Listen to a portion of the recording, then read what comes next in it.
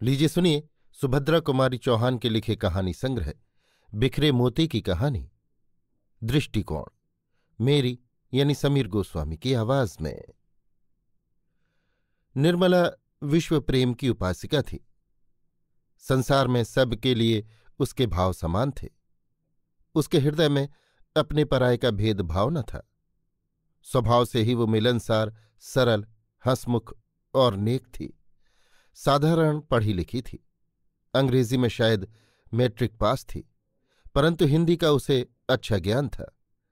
साहित्य के संसार में उसका आदर था और काव्यकुंज की वो एक मनोहारिणी कोकिला थी। निर्मला का जीवन बहुत निर्मल था। वो दूसरों के आचरण को सदा भलाई की ही नज़र से देखती।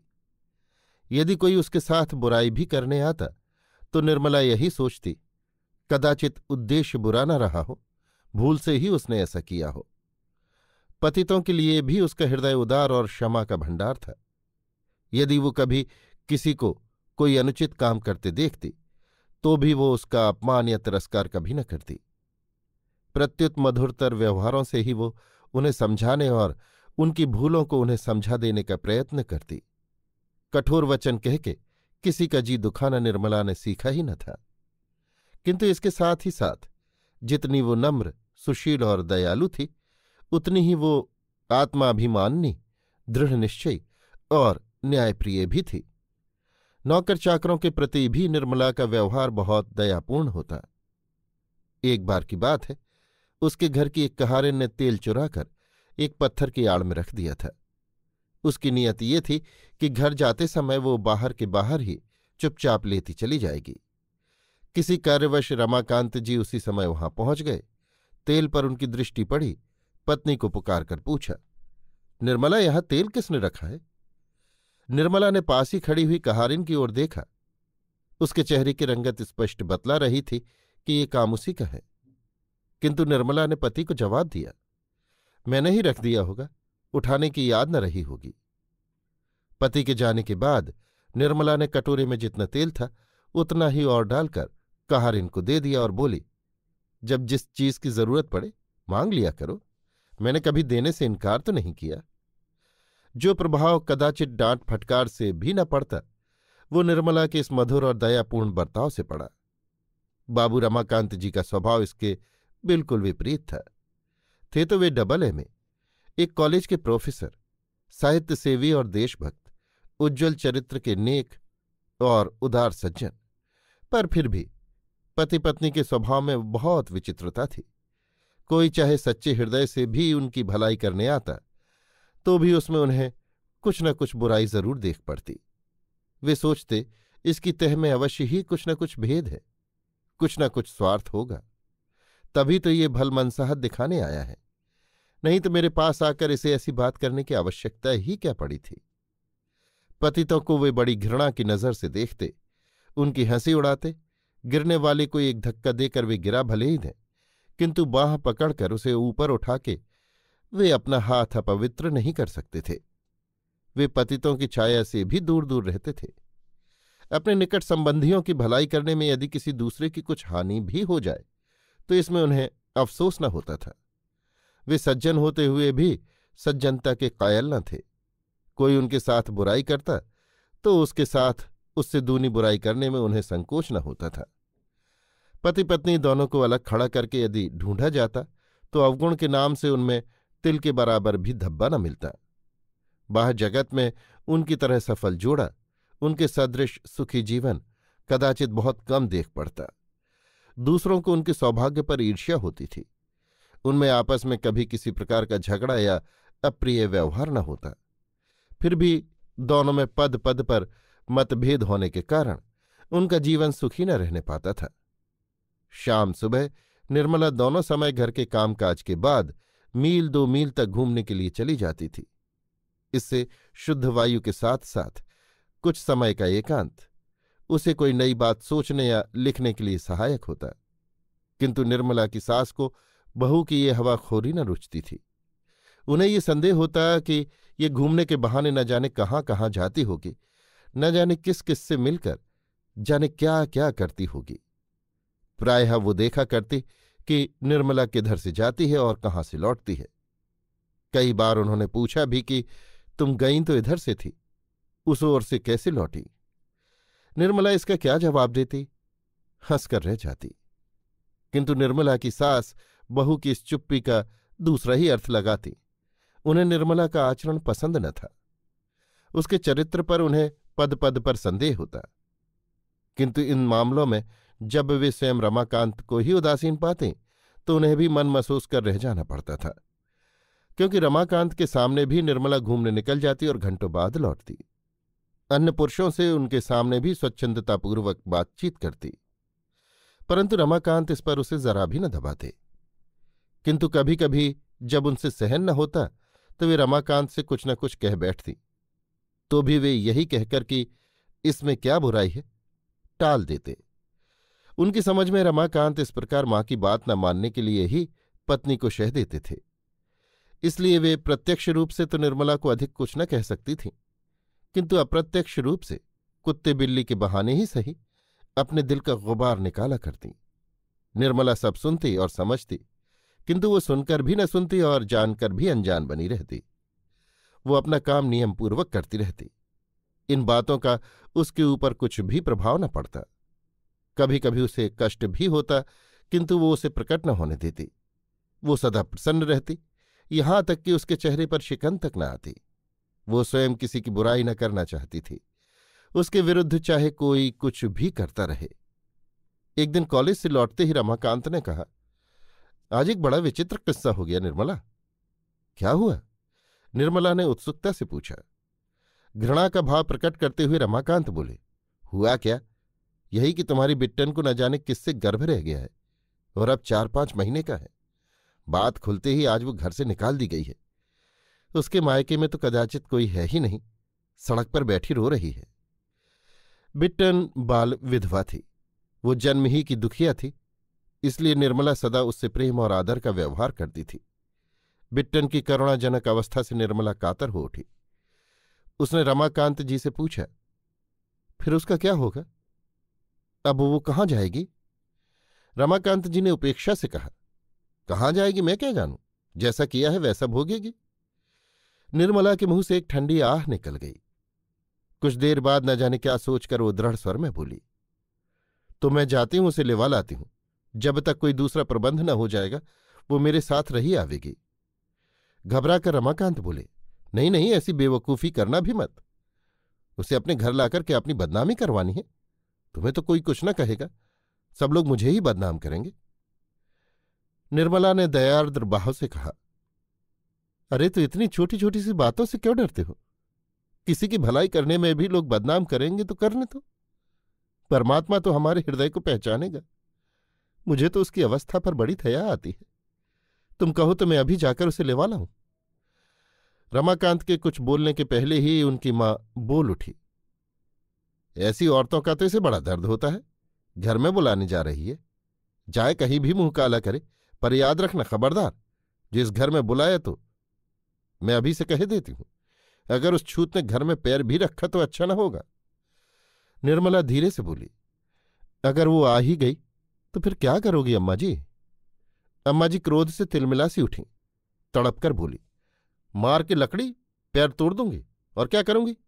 तू जो रामू के सिर चढ़ाने से इतनी बढ़ बढ़ के बोल रही है, सो मैं रामू को डरती नहीं? तेरा और तेरे साथ रामू का भी मिजाज ठंडा कर दूंगी। ऐसी बज्जात औरतों की परछाई में भी रहना पाप है, उसे घर में बुलाने जा रही है। निर्मला ने कहा, पर अम्मा जी यदि वो आई तो मैं दूसरों की तरह उसे दरवाजे पर से दुत्कार तो न दूंगी।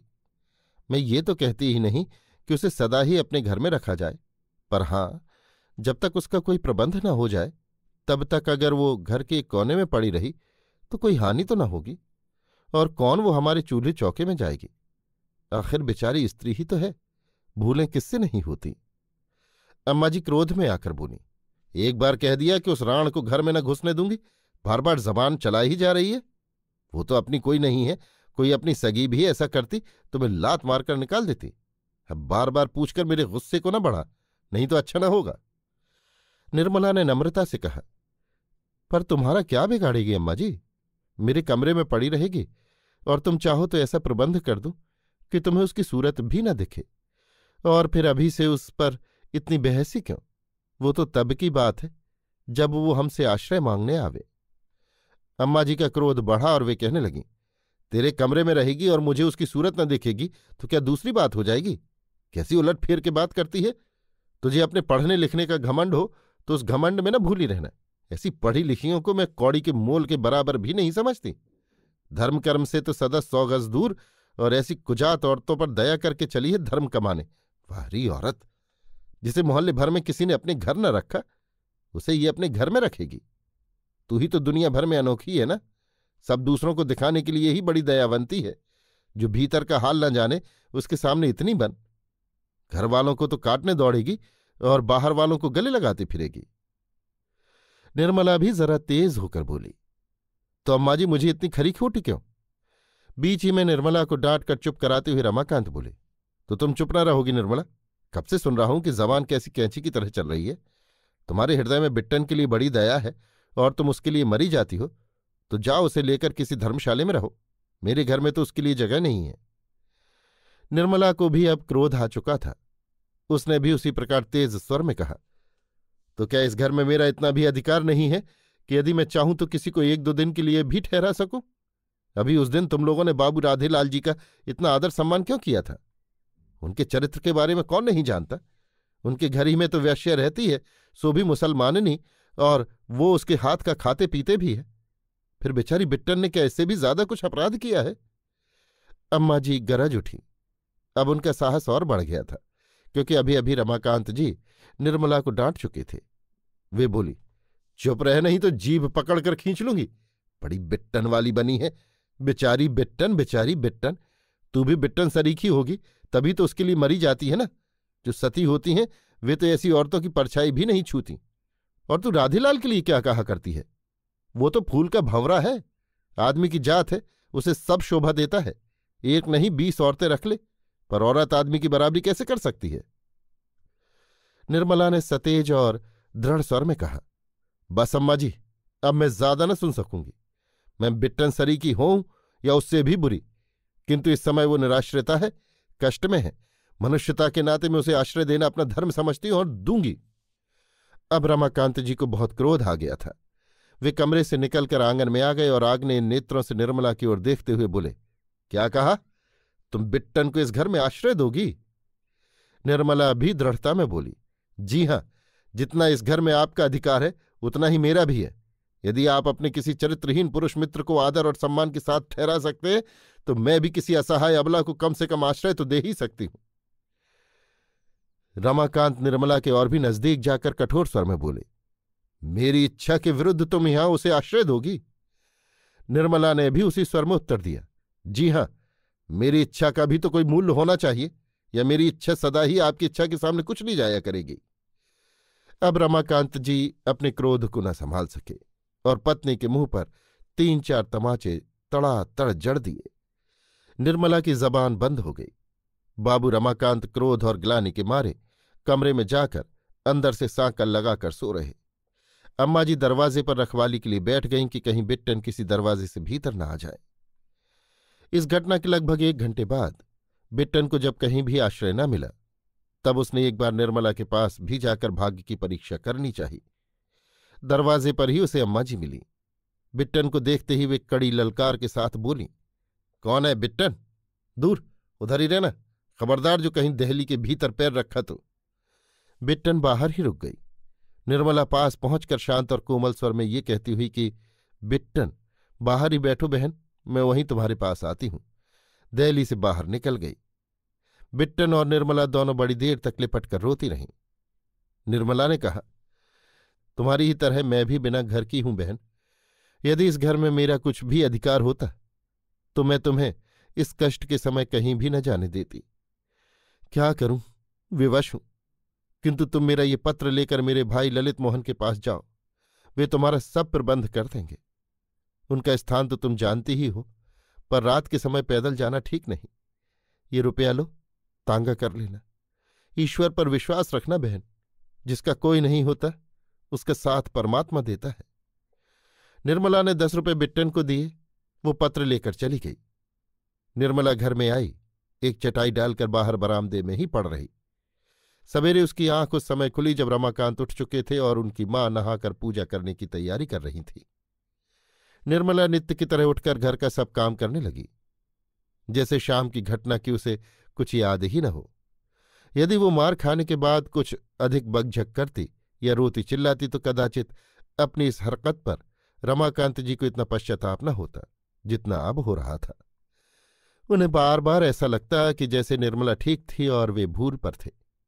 उनसे ऐसी भूल और कभी न हुई थी। कल न जाने क्यों और कैसे वे निर्मला पर हाथ चला बैठे थे। उनका व्यवहार उन्हीं को 100 बिच्छुओं के दंश की तरह पीड़ा पहुंचा रहा था।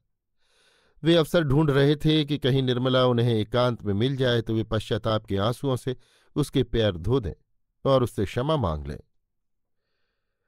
किंतु निर्मला भी सतर्क थी। वो ऐसा मौका ही न आने देती थी। वो बहुत बच बचकर घर का काम कर रही थी। उसके चेहरे पर कोई विशेष परिवर्तन न था। ना तो यही प्रकट होता था कि खुश है और न यही कि नाराज है। हाँ, उसमें एक ही परिवर्तन था कि अब उसके व्यवहार में हुकूमत की झलक न थी। वो अपने को उन्हीं 2-3 नौकरों में से एक समझती थी जो घर में काम करने के लिए होते हैं, किंतु उनका कोई अधिकार नहीं होता। अभी आप सुन रहे थे सुभद्रा कुमारी चौहान के लिखे कहानी संग्रह बिखरे मोती की कहानी दृष्टिकोण, मेरी यानी समीर गोस्वामी की आवाज में।